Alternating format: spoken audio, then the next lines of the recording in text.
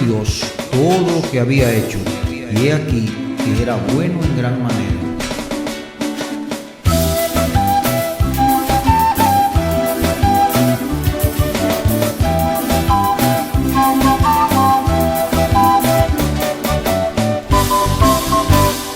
Me levanto y es de madrugada, es mi anhelo mirar la alborada, aunque a veces me tienta la almohada, salgo a disfrutar de su creación. Por eso le canto a Dios, canto por su creación, por eso le canto a Dios con el corazón. Por eso le canto a Dios, canto por su creación, por eso le canto a Dios con el corazón.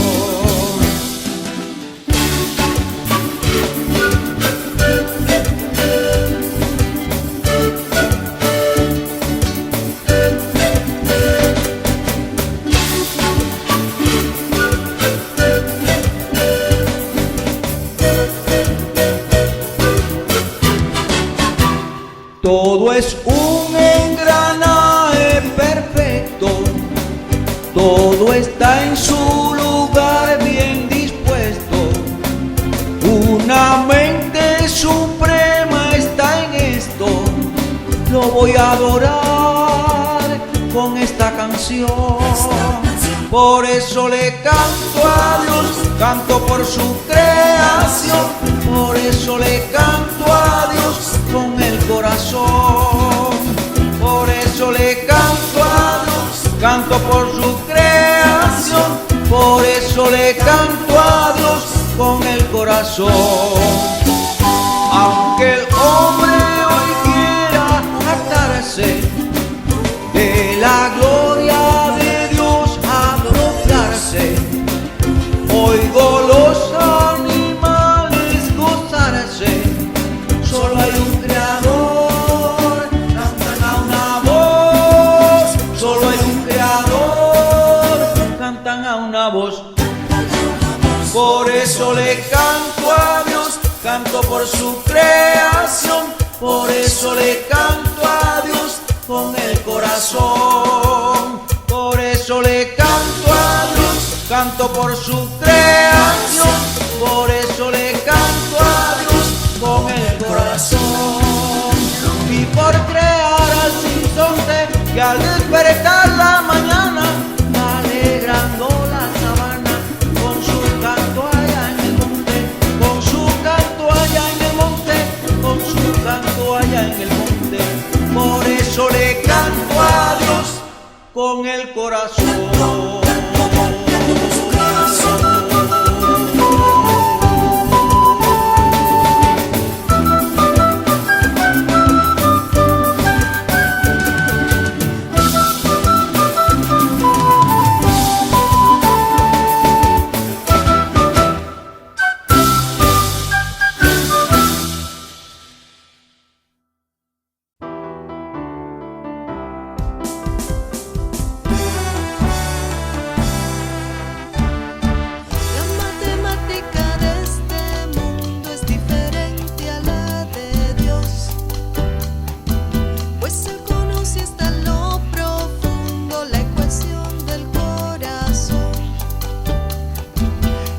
Va a multiplicar, el diablo va a dividir.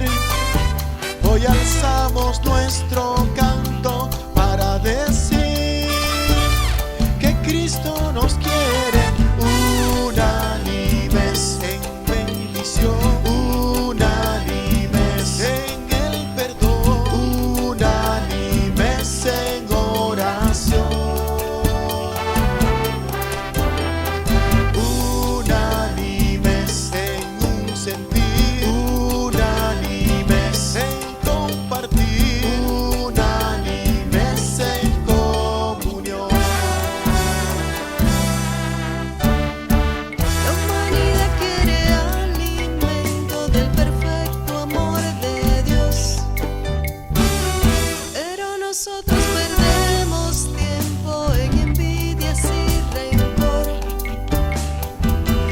ellos dependen de mí. Dios necesita de ti. Juntos hoy nos levantamos en un sentir, pues Cristo nos quiere unánimes en bendición, unánimes en el perdón, unánimes en oración, unánimes en un sentir, unánimes en compartir, unánimes en comunión, unánimes, unánimes, unánimes en oración, unánimes en un sentir, unánimes en compartir, unánimes en comunión.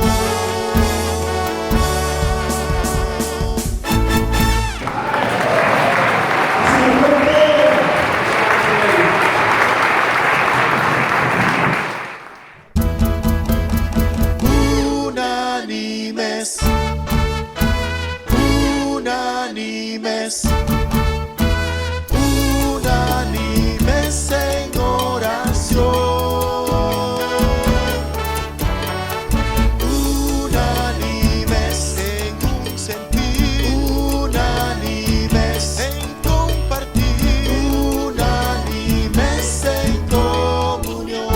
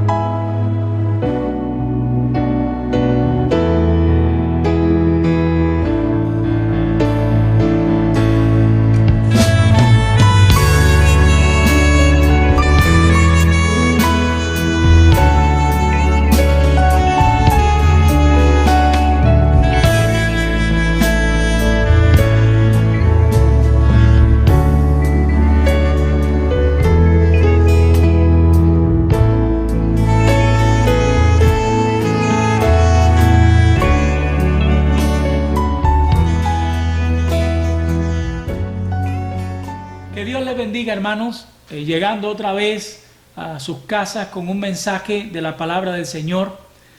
Le he puesto por título a esta meditación: alertas contra un corazón malo de incredulidad. Les invito para que lo escuchen atentamente.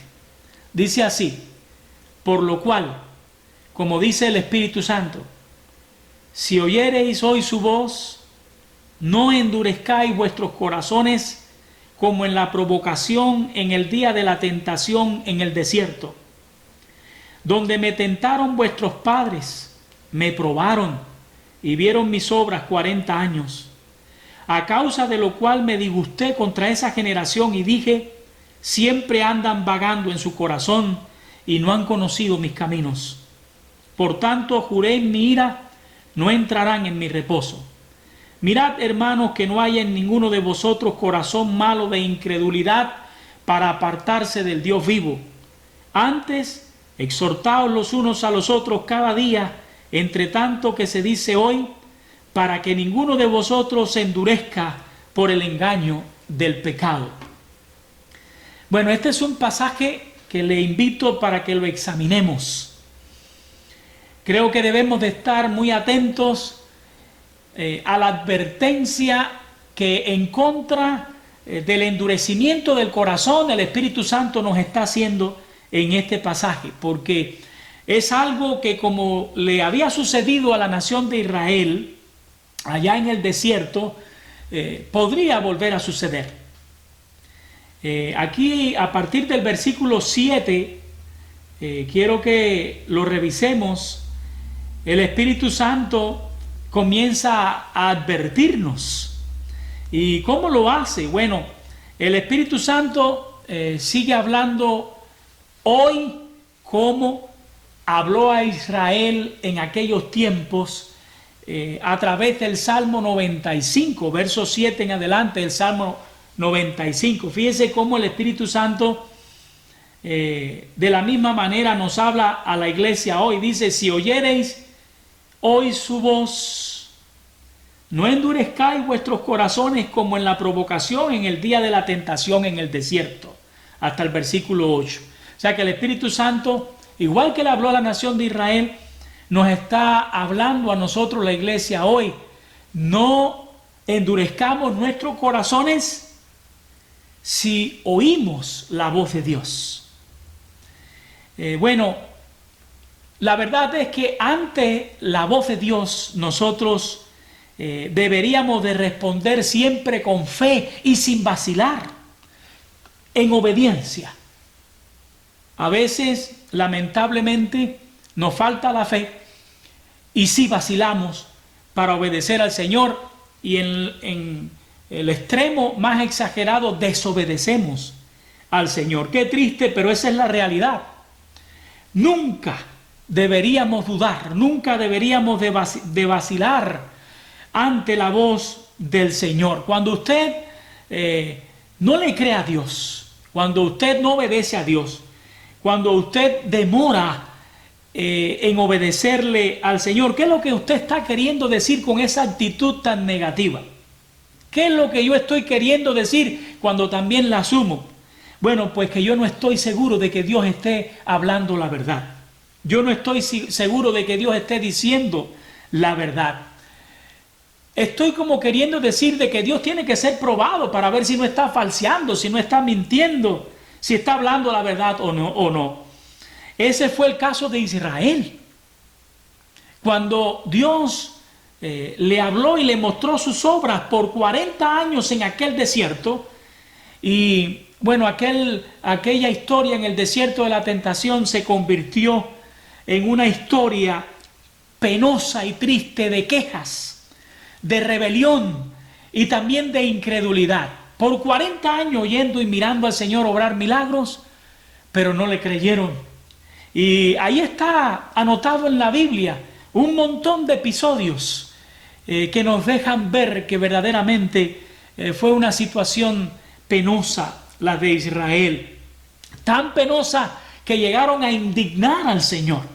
Llegaron a provocar al Señor. Versículo 9 dice: donde me tentaron vuestros padres, me probaron y vieron mis obras 40 años. Pero no fue suficiente. No importa, desde el mismo comienzo miraron al Señor a punta de milagros, sacarle de allí, de la nación de Egipto, con mano poderosa. Y a través del desierto, cuántos milagros hizo el Señor, pero eso no fue suficiente. Hay varios episodios que lo demuestran. Ahí, en Éxodo capítulo 17, verso 1 al 7, nos habla la Biblia de ese episodio cuando le faltó el agua al pueblo de Israel. Cuando le falta el agua, no tenían agua para tomar. ¿Y cuál fue la reacción de ellos? Después de haber visto a Dios obrar milagros tan grandes como abrir el mar rojo para que ellos pasaran, todas aquellas plagas y todos aquellos milagros que hizo Dios. Sin embargo, en este momento le falta el agua, pero ellos no tienen la fe para creer que Dios está con ellos y que Dios le puede proveer milagrosamente, como Él quiera hacerlo, el agua que ellos están necesitando. Y dice la Biblia que comienzan a pelear contra Moisés, a quejarse y a lamentarse contra Moisés y contra el Señor. Ellos llegan a la conclusión por la duda, por la incredulidad de que Dios no estaba con ellos. Ahí está, en el capítulo 17 de Éxodo, 1 al 7, pueden leerlo. Ellos concluyen que Dios no estaba con ellos. Y el Señor está mirando esta reacción negativa y los está evaluando, ¿verdad? En el desierto de Parán, allí dice que en el capítulo 13 de Números, verso 25 en adelante, que los espías que habían sido enviados a Canaán a inspeccionar la tierra de Canaán, regresan. Pero cuando ellos regresan, en este capítulo 13, la Biblia nos habla que ellos trajeron para atrás un informe de la inspección que habían hecho totalmente negativo, lleno de negativismo, con la excepción de Josué y Caleb, que tuvieron esa actitud de fe. Este mensaje lleno de negativismo desalentó al pueblo, desalentó a la gente. Agarraron miedo cuando les hablaron de aquellos gigantes, de aquella tierra que devoraba a sus habitantes. Ellos agarraron temor. Y dice ahí el capítulo 14, verso 4 de Números, que fue tal el desánimo que ellos declararon de que ellos estaban decididos a regresarse a Egipto. Fíjense a qué punto había llegado el temor y el miedo de esta gente que se dejaron ganar por un corazón incrédulo. Querían regresar a la nación de Egipto, donde sirvieron por esclavos por muchos años. Entonces, por supuesto, ¿cuál sería la reacción de Dios? No puede ser otra: indignación. El Señor se indigna. Ahí en el mismo capítulo 14 del libro de Números, podemos leer a partir del verso 33 acerca de esta indignación del Señor. El Señor se enoja y decreta que ese pueblo iría errante por 40 años por aquel desierto, que no irían en una dirección, sino que estarían dando vueltas por 40 años por aquel desierto. Se refiere ahí el Señor a ellos como, específicamente en el versículo 35, como una multitud perversa, que se habían juntado contra mí, dijo el Señor, y que serían consumidos en el desierto, que allí morirían. Ese fue el decreto del Señor. Nosotros sabemos, lo que conocemos la historia, que así pasó. Dice el versículo 10, a causa de lo cual me disgusté contra esa generación y dije, siempre andan vagando en su corazón y no han conocido mis caminos. Bueno, a Dios, hermano, le desagrada, profundamente le desagrada el corazón de incredulidad. Oigamos eso. Oigamos eso. Todo lo que decimos que somos creyentes, que hemos decidido creerle a Dios, creer en Jesucristo, no hay una cosa más desagradable para el Señor que un corazón de incredulidad. A causa de la incredulidad, el Israel que vio por 40 años las obras portentosas del Señor, pero que prácticamente no le sirvió de nada mirar todo eso, el Señor, dice la Biblia, se disgustó contra ellos. Se disgustó. Y entonces, ¿cuál fue la conclusión a la que llegó el Señor? Y vamos a decir que esto fue como una declaración de verdad seria, como para tomar en cuenta.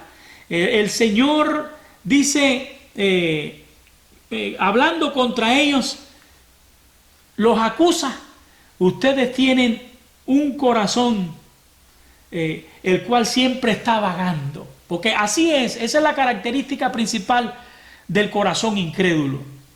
El corazón incrédulo es un corazón que siempre está vagando entre dos o muchas aguas. no le puede creer a Dios, puede creer otras cosas.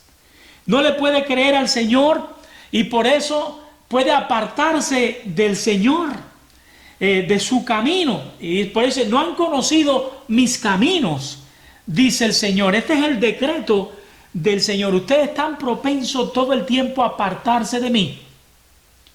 Están propensos a vagar, a apartarse de mí. No han conocido mis caminos. Ojalá que nosotros no caigamos en esa situación. Ojalá que la situación nuestra sea muy diferente. Mira el versículo 11, lo que dice: por tanto juré en mi ira, no entrarán en mi reposo. Iglesia de Dios, tenemos un Dios justo que también se enoja. Y sobre todo cuando no le creemos.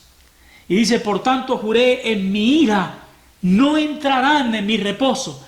Cuando Dios dijo no entrarán en mi reposo, cumplió su palabra. Toda esta generación, con excepción de Josué y Caleb, toda esta población quedó en el desierto, cayó en el desierto. No entraron a la tierra de Canaán que Dios le había prometido a la nación de Israel.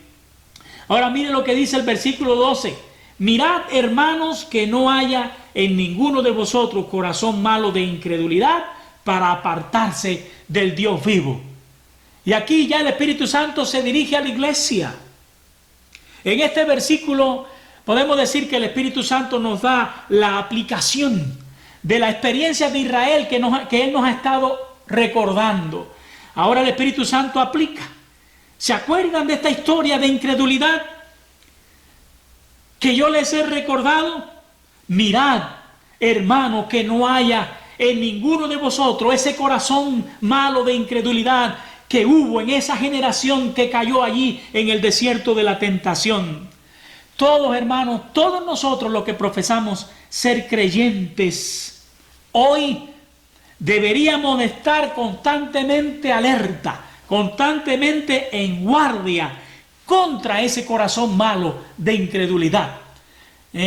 Pidámosle al Señor que saque de nosotros cualquier vestigio de incredulidad y de duda hacia Él, hacia su palabra, hacia lo que Él ha prometido. Deberíamos de desechar por completo la incredulidad y abrazar la fe. Como le dijo Jesús a Tomás: no seas incrédulo, sino creyente. Con el corazón incrédulo no se le cree a Dios. Y cuando nosotros no le creemos a Dios, podemos ser arrastrados a la rebelión. Podemos ser arrastrados a tomar caminos ofensivos contra el Señor. Podemos ser arrastrados a tomar también caminos inútiles e improductivos que nos encharcarían en una vida pasiva e inútil e improductiva. El llamado del Señor es a que seamos creyentes y no incrédulos. Entonces, mire lo que dice el 13. Antes, exhortaos los unos a los otros cada día, entre tanto que se dice hoy, para que ninguno de vosotros se endurezca, por el engaño del pecado. Miren, hermanos, si de una cosa tenemos que cuidarnos hoy, atravesando las circunstancias que estamos atravesando, es de tener un corazón incrédulo. De tener un corazón incrédulo. Seamos creyentes, especialmente en estos días de dificultad y de angustia. Creámosles más a Dios que nunca. Dios está con nosotros y su palabra es verdadera. Los creyentes, hermanos cristianos, todos deberíamos hoy estar alentándonos los unos a los otros, para que no caigamos presa de el engaño del pecado y de la dificultad de la prueba que nosotros estamos atravesando. Eso fue algo que le pasó a la nación de Israel. Cuando se vieron en aquellas situaciones de dificultad, fueron engañados. No le creyeron, no creyeron que Dios, como había dicho, estaba con ellos, estaría con ellos siempre. Y como le había demostrado, les salvaría siempre. Entonces el Espíritu Santo quiere que nosotros usemos como un antídoto contra la incredulidad, la exhortación los unos a los otros. Antes exhortar los unos a los otros cada día.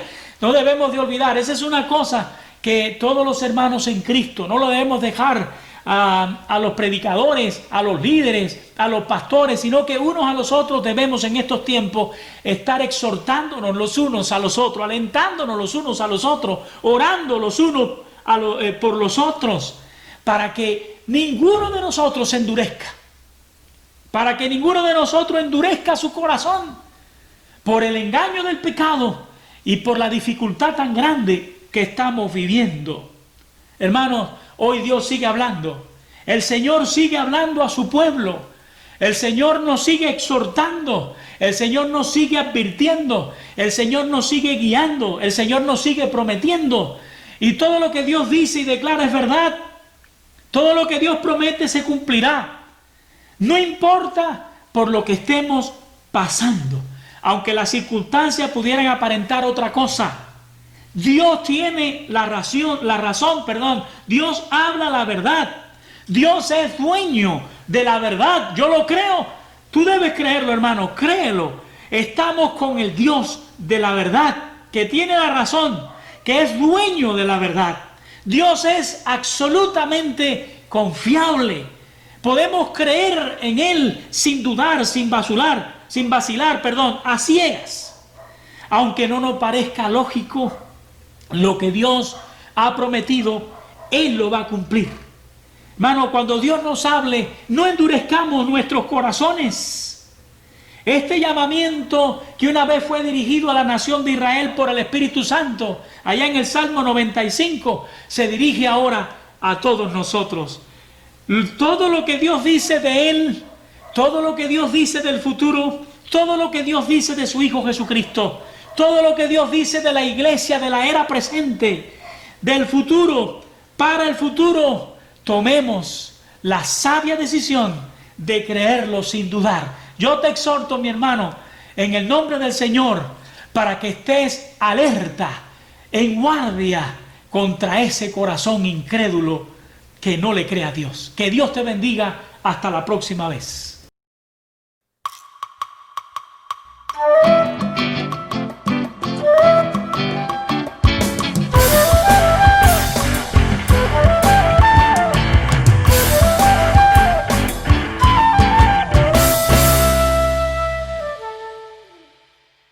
Señor, fue tan grande tu dolor cuando el mundo no confió en tu gran amor. Entraste a la gran Jerusalén y alabanza te dio el pueblo de Israel. En la Santa Cena hubo discusión, había un traidor en el grupo porque no confió. Luego fuiste al Getsemaní y los discípulos se pusieron a dormir. Después de un grupo armado alguien salió, era Judas, que con un beso te entregó. Muchas decepciones el Señor sufrió, pero lo negó con gran miedo porque no confió. Enséñame a confiar en ti, aunque todos tienen tu existir. Yo confiaré, Jesús, como sufriste en la cruz, aguantando las burlas de la multitud. Mi Dios, en una tumba oscura y cruel te dejaron. te fue a ver, mas al tercer día Él resucitó. Y Tomás no lo creía porque no confió.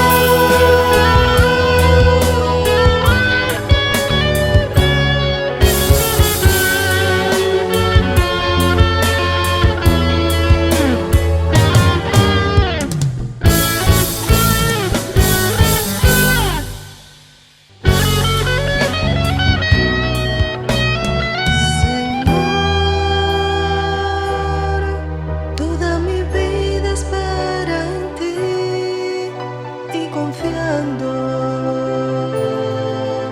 mi problema entrego así. Jesús, como los clavos en tu piel son mis dudas al desconfiar de tu poder. Sé que la tormenta lucha contra mí, mas tendré victoria si confío en ti. Enséñame a confiar en ti, aunque todos nieguen tu existir. Yo confiaré en ti.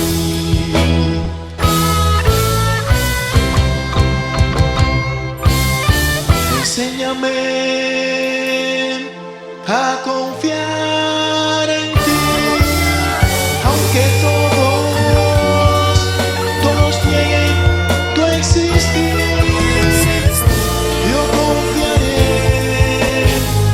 Yo confiaré. Enséñame a confiar en ti, aunque todos nieguen tu existir.